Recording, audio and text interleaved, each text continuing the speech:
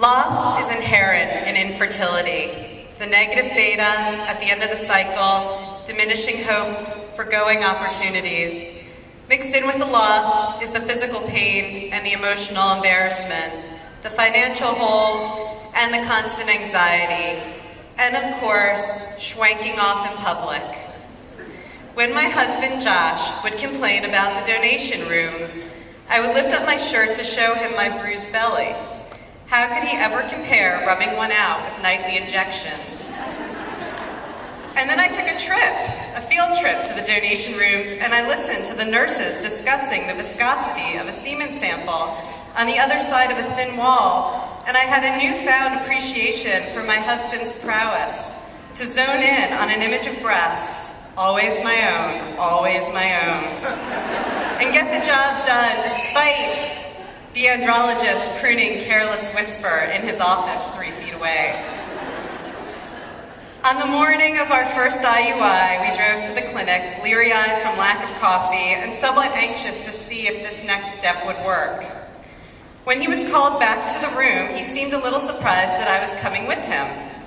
"I think you wait here," he said.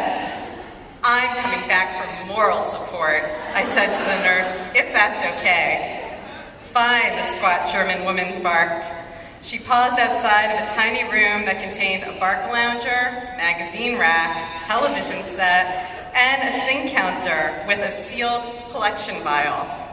She looked at me suspiciously and reminded me 3 times in quick succession that in order for it to be a clean specimen, I could not use my mouth. "I will not use my mouth, I promise. I'll be very quiet. I won't touch anything. I'll just read one of the magazines." "No mouth," she repeated for a final time, picking up the sealed donation vial and slamming it down on the counter as a final reminder of her wrath, should my lips creep close to anything that is currently under her domain.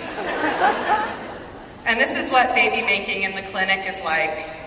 Someone else is conducting your intimacy, and someone else is setting the time, and frankly, someone else is doing the job. It can be sobering, stilling to think about how much of this process is out of your hands, the wonder removed, the love vacuumed out of it in the quest for the clean specimen. But that's why I was there.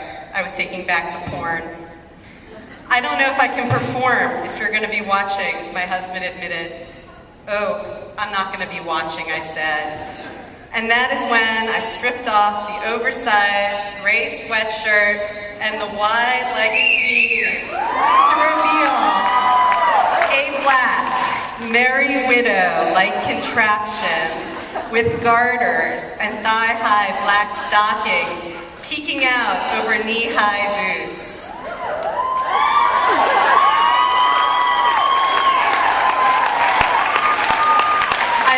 My barrette and let my hair tumble down past my shoulders. "I'm Hildy," I breathed. "Hildy?" my husband asked unsteadily, "like your great uncle's girlfriend?"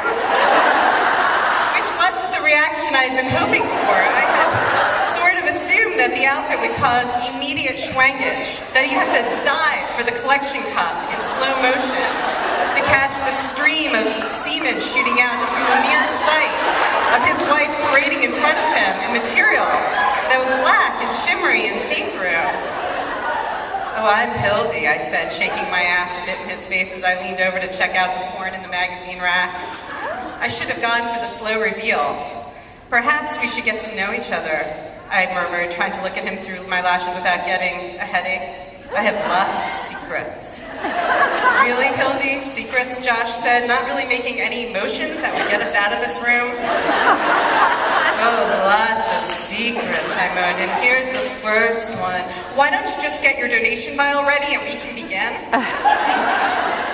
"Mel," he said gently, "I think you're beautiful in that. Hot. I wish you'd actually wear something like that at home. But I love you. I want to make this baby with you." For him, it wasn't about what was lost. It wasn't about everything that came before, or even this moment itself. It was about looking forward, thinking about what we were creating together. It didn't matter if it took place at home, or in an office, or in the single-stall Starbucks bathroom. the end result would be the same, parenthood, a child. And this is how we tuned out the conversation happening on the other side of that door. The whore and the Madonna, sitting on the floor, holding his knees, just so I could feel connected in some way to the experience. My eyes averted, a quiet connection, a return to the continuous mantra chanted by the heart. Could this be our chance? Could this be our chance? Could this be our chance? All to the tune of Careless Whisper.